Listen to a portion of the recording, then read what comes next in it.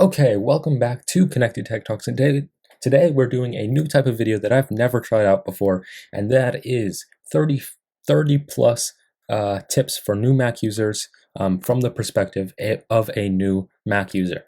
So, I've been using Mac for about a month now, and at first it's obviously very confusing because I've never touched a Mac before, only used Windows devices. So I would like to give you guys some tips about how to use a Mac if you've never used one before. Well, not really about how to use a Mac, but just tips and some tricks for new Mac users that can help you out. I think that at least helped me out a lot. So what you're seeing right here is your desktop. Up here you have your menu bar, and if you have a Mac, like if you've already opened your Mac, I would encourage you to be going along with me in this as I talk to you in this video, so that you can make some of the changes that I'm going to make on your actual Mac, and that you can see what I'm actually talking about. So if you have an iPhone, pull this video, or a smartphone of some kind, pull this video up on there, and then open your Mac and follow me along. So up here is your menu bar. As you're going to see, your app is always shown in the top left corner, as well as the Apple logo. Then you have some options, and over here you have some just generic icons and information. Up here is your notification center, spotlight search, which we'll talk about later, and each app can have its own icons up there. On the screen here, you have your just your desktop. There will be some icons here depending on what you save to your desktop. Right now it's blank, obviously, because this is a brand new account for me to show you guys some things. And down here across the bottom is your dock. So I'm going to go ahead and open up my favorite macOS app, favorite macOS stock app called Stickies, and I'm going to open Spotlight Search, type Stickies, and I'm going to show you how to do that later in the video, but we're going to start with just the simple tricks and tips. So this is my list of tips right here, and we're going to be working our way down this list. So first is your Apple menu, and that is at the top left here, of course. In here, you're going to find the basic things for your computer. At the top, you have About This Mac, which is very helpful. On the overview panel, you're going to get the version of macOS that you're running, and then information about your specific Mac. On the displays, you'll have information about your built-in display and your connected displays if you have them. In storage, you're going to see what is taking up space on your Mac. This is probably what you're going to use About This Mac for the most. It's what I use it for the most. So it's very important to know how to get here. So it'll show you, kind of like an iPhone, what's taking up space. Over here you have support and service, which I've never really used, to be honest. Again, on the Apple menu, you have system preferences, which is going to show you basically your system settings, and we're going to talk about that later. The App Store, which is also an app that you can find down here. So the App Store right here and right here, right here is settings, or system preferences, sorry. Those are apps, and you can also find them in the Apple menu. You can see your recent items, which will show you recent apps, recent documents, recent servers, and you can clear the menu whenever you like.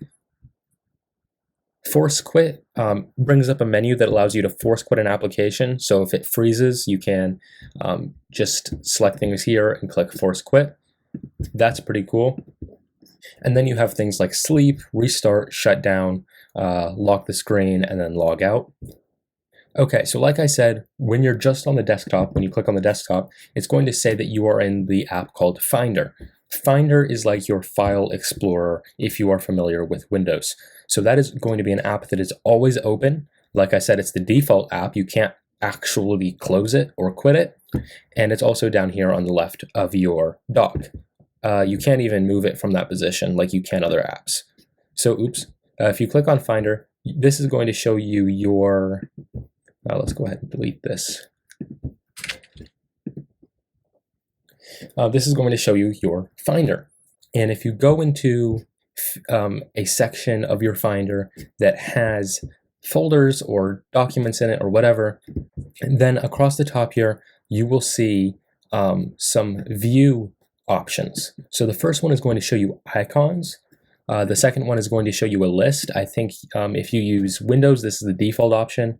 And this is what I like to use because you can see information about the folder and about the item that you're selected or that you can see here on the screen very easily. You can see date modified, size, kind.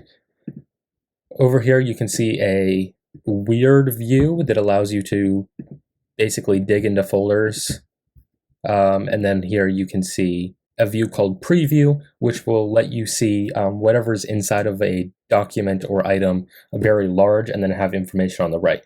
So like I said, the list view is my favorite. Another important view that's kind of hidden from you, it's not actually shown up here, is if you do Command Shift P. And if you have your Mac in front of you, you can easily find Command Shift and P because they're all labeled. If you're new to Mac, Command is basically the Windows version of Control. Although Macs do have a Control button, that's used for other things. So if you're doing Control C or Control V on a Mac, that's going to be Command C or Command V. Bonus tip for you. So yeah, this is one of my favorite views because it allows you to see, it's a mix between the preview and the list. So you're going to see the documents or items on the left, and then information about it on the right with a little preview. But you can also make that go away at any time by doing Command Shift P.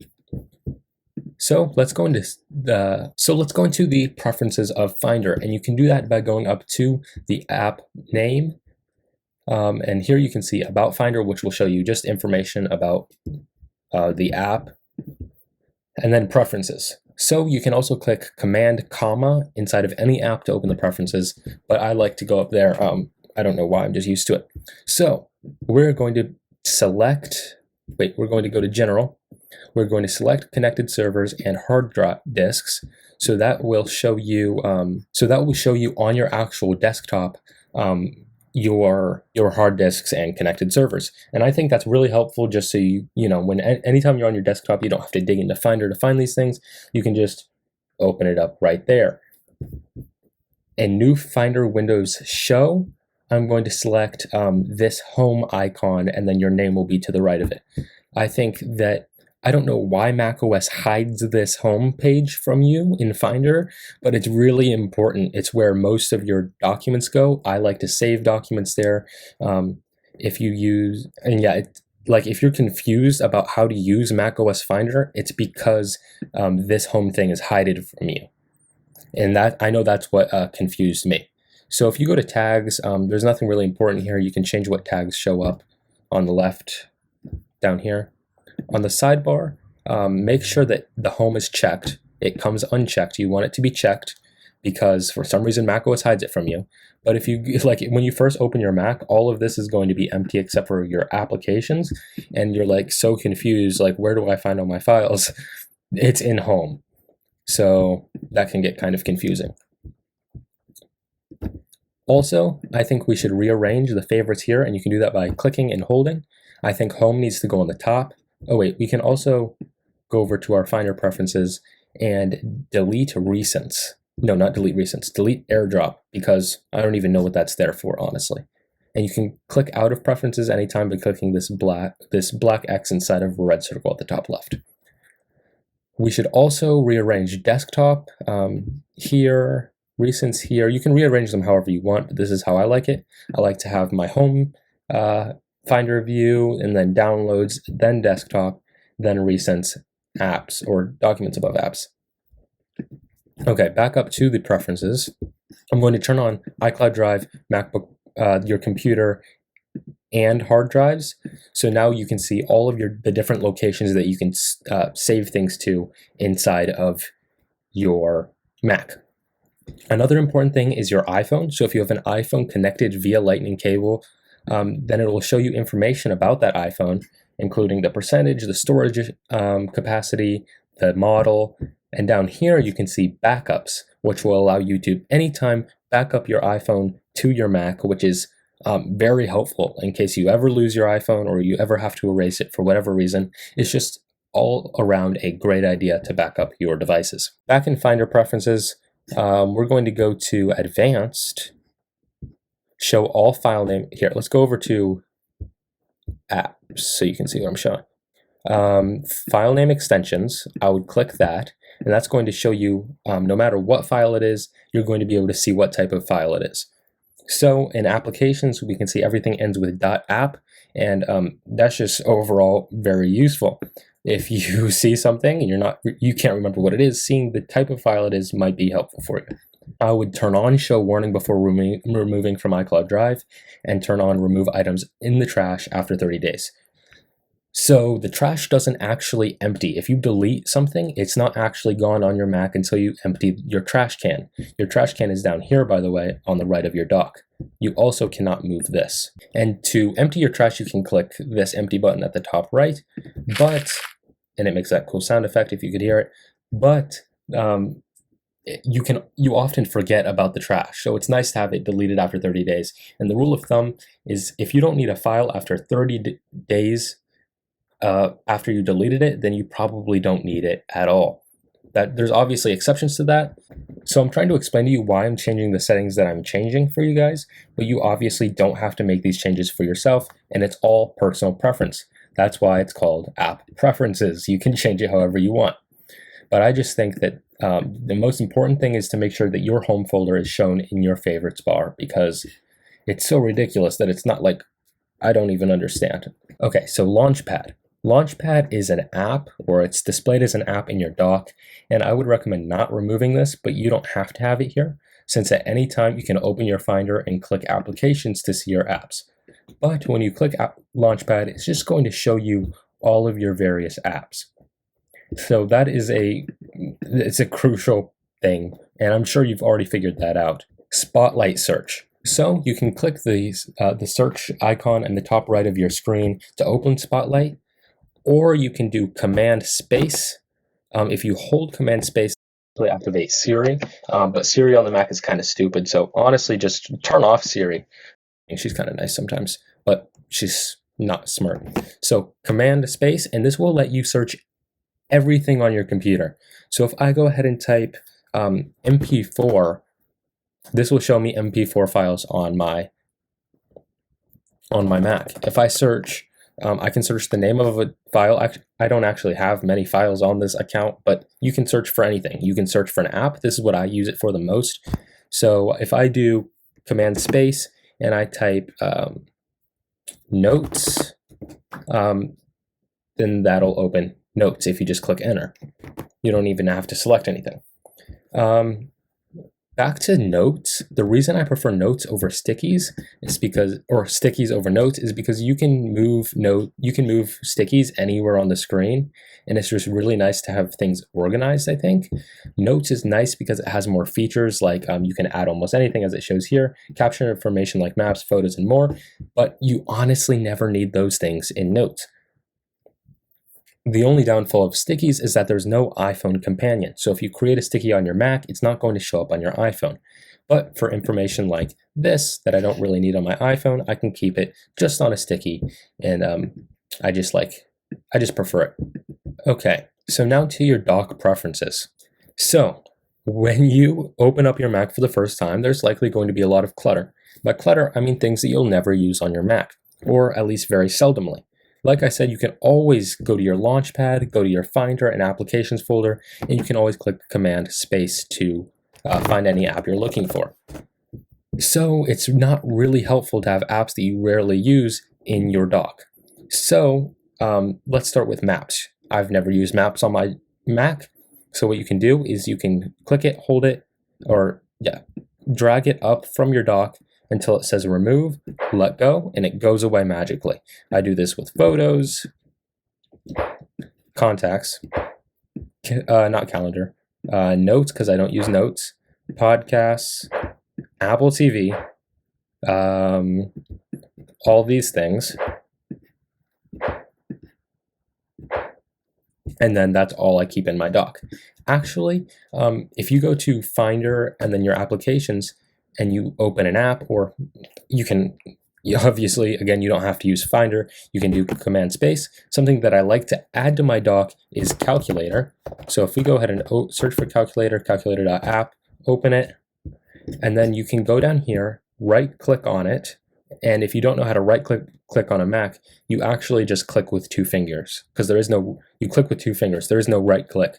So if you right click, or if you click with 2 fingers, then you can click Options, Keep in Dock, and then that'll switch it over here, where you will always be able to access it, even if you delete it. So if you accidentally remove something from your dock, or you download an app that you want to put in your dock, you can always do that using that method. Okay, go down here and right click, or click with 2 fingers on your dock, and click Dock Preferences. So the dock is not an app, so you can't just go up to the left-hand corner like usual and click click Preferences, but you can right click on it to open the preferences. Here you can change what your dock looks like. I honestly recommend making the dock a lot smaller because it just takes up space. I recommend turning on magnification and turning it down from max. If you have it max, it's going to do this nonsense. But if you turn it down, it creates a nice little animation when you're scrolling through your dock that I like. You can change the position on the screen. I like to keep mine at the bottom, but a lot of power users will swear by keeping it on the left because, again, it takes up less vertical space. And on laptops especially, vertical space is the restricting factor. So you want to take up as little vertical space as possible. But with the setting I'm about to show you, you can actually do this another way. So go down here and click Automatically Hide and Show the Dock, and that will make the dock disappear. But when you scroll down to the bottom of your desktop or any app, it will show you your dock. So that's another way that you can save vertical space. Like I said, the horizontal space is much bigger on a laptop than the vertical space. So it's always nice to have some kind of feature to have more space, especially on something like the 13-inch MacBook Pro or MacBook Air or the 12-inch MacBook. You really want as much vertical space as possible. You can also do position on the left and hide, so you don't see it, but when you go over to the left of your screen, it shows up. You can click minimize. So I'm going to keep this off so that you guys can see my dock and keep it on the bottom. And I'm going to increase the size just so you guys can see a little bit better. So let's open up a Safari window, and I can search hello. If I click this yellow button, that'll minimize it, and it will go over here.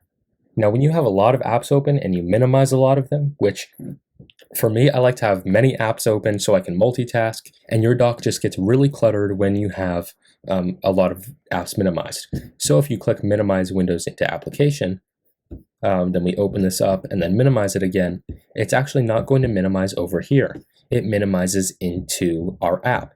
And you can tell with this little dot underneath the app that we have something open, even though we can't see it on the screen. So I think that gets rid of a lot of clutter, and I really recommend doing that. As you can see, we can still click on it and open it as usual. As well, if we open up OBS over here, which is what I'm using to record this video, and we click this and we have minimize Windows into application icon turned on, it will minimize into the application icon on the dock as expected. Another setting I recommend turning off is actually show recent applications in dock. So you'll see normally you'll see a separator here, and in between these two separators, you see apps that you've recently had open. And I think if there's an app that you've recently had open that you want to open again, you should have just added it to your dock by right-clicking, clicking Option, and then going to Keep in Dock. So if you've recently closed an application and you need to reopen it, you can just do Control Space to open it again. And it comes down to a clutter thing again. I think the dock has too much clutter on the Mac. So what you can do is not show recent applications, and it will only show you apps that you have kept in your dock and applications that you have currently open. So this application is not kept in our dock. If I close this app, then it will remove that icon from my dock. But since there's a dot under it, which means we have it open and running, that means that it will stay in our dock. Same thing with stickies.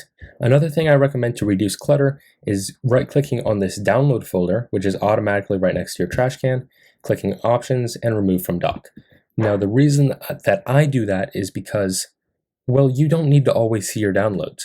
If you have something downloaded from Safari, that icon will show up automatically. So you don't need to have the downloads icon there when you don't have any downloads, if it's going to be there when you have downloads anyway. So I just remove it. Okay, this app that looks like the settings app on an iPhone is system preferences. Here is like the general settings of an iPhone. You're going to see things like in general, you can change the color of your Mac accents.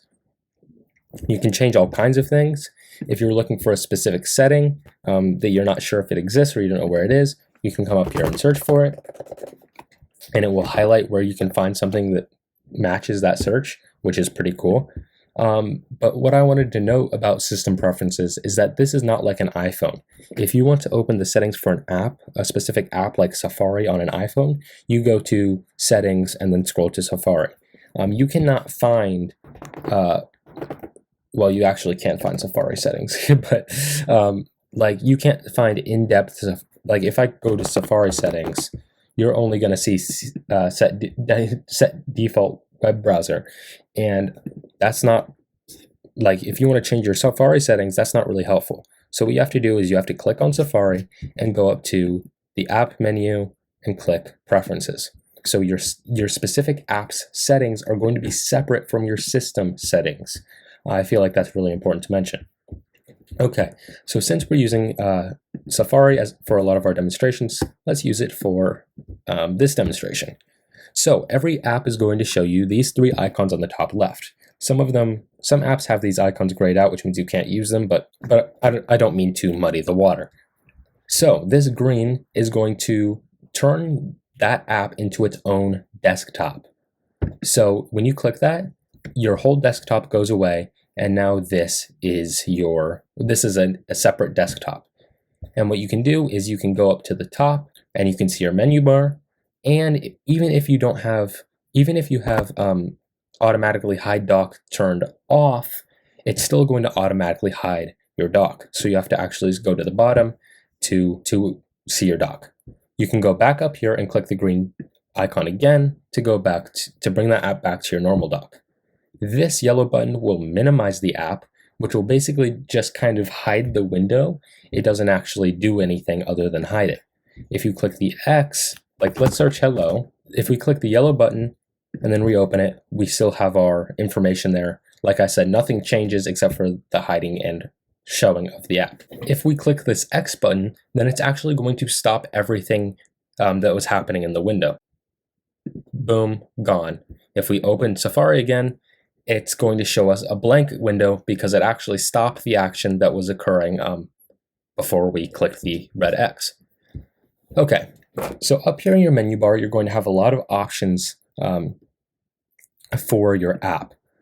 Almost all of them have File, Edit, View, and Window and Help. If you go to File, you can click New Window for Safari. If you're in an app like Notes, you can click New Note, things like that. So if we search hello here and goodbye here, then we can switch between these two windows easily. We can minimize this app or this window, and then we can't actually reopen it by clicking the app icon because we already have the app open. What you have to do is you have to go to Window, and you can see all of the windows that you have currently running here. A check mark means that it's shown, and that diamond means that it's minimized. So if you click on that, then you can reshow it. If we click the X on one of these, if you click the X on one of these windows, you'll notice that only that one goes away. If you go up to Window, it's gone, but this window is still here for Safari. Because when you click the X, the red X on an app in macOS, you don't actually close the app, you only close the window. If you want to actually end an app, you can go up to, you go down to the app, right click, and then click quit. Quitting an app in macOS is the equivalent of like closing it in Windows. I'll show you a shortcut for doing that later on, but like if you have a ton of sticky notes open and you don't want to close them all individually, you can go down to the app, right click, click quit, and that will close them all immediately because the app is actually being terminated. So we'll go down here and test that, quit. Cool. Another thing about apps is that some apps are verified by Apple, and you will find those in the App Store. Some apps are not verified by Apple, but actually most apps aren't verified by Apple, so you actually have to go download them from Safari. Make sure that you have some kind of antivirus software if you're going to be downloading a lot of apps from Safari. Apps in the App Store are okay to download without antivirus software for the most part, but it's always good to have antivirus software to make sure that you don't download any malware when you're downloading things from Safari. Okay, on to shortcuts. If we have a couple of apps open and it's really difficult to navigate them, you can do it straight from your keyboard by clicking Command Tab. And you can cycle through all of your open apps. Command Q is one of my most used commands or shortcuts in macOS probably. That will quit an app automatically. So you don't actually have to go down to, you don't actually have to go down to the dock to quit an app. You can just click Command Q and it will stop. If it doesn't stop, that means there's something wrong with the app. And there's some certain circumstances where that's not the case. There will be a pop-up that you need to address before you quit. But if an app is frozen and it's just not quitting, you can go up to the Apple logo, click Force Quit, select the app from this list, and click Force Quit. Another shortcut is, this one's kind of important. If you want to select multiple things in a list, like we can't just select multiple things. It's not like a checkbox. You can click Command before clicking, and then you can click or unclick as many things from here that you would like. If you are in an app and you're typing and you want to use an emoji or symbol, click Control, Command, and Space, and that will open up this menu for emojis. The next command on the list is Command-Shift-3. This will take a screenshot of your entire screen that will show up on the right, and this will be saved, and that screenshot will actually be saved on your desktop. You can also do Command-Shift-4, which will give you this little icon and allow you to take a screenshot of a certain portion of the screen. And lastly, one of my favorites, you can do Command-Shift-5, click, and then that will give you plenty of options for screenshots. Capture entire screen, capture selected window, capture selected portion, which will allow you to do basically what Command-Shift-4 does, record entire screen or record selected portion. So what I use Command-Shift-5 for is capture selected window, and then when you hover over a window, you can take a screenshot of only that window. We already talked about Command Q. Command M will automatically minimize a window. That's the yellow button in an app. Finally, gestures. The gestures on Mac are pretty intuitive. You can use 2 fingers to scroll up and down, and you can use 3 windows to scroll to swipe between your desktops. So like I said, if we click this green button, we actually have more than one desktop open, and we can go between those desktops by swiping with 3 fingers.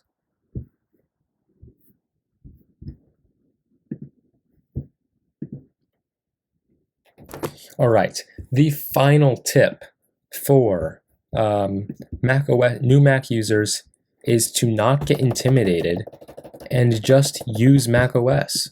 As you use it, you'll find out some tips of your own, or things that you do like, things that you don't like about macOS that you can change in settings or system preferences, certain tricks and tips and shortcuts and apps that can help you do things. And there's plenty of things that I did not cover in this video that make macOS easier to use that you will find out yourself just by using it. I wish I had this video available to me when I first started using macOS, so I hope that it is helpful to you. And as always, stay connected.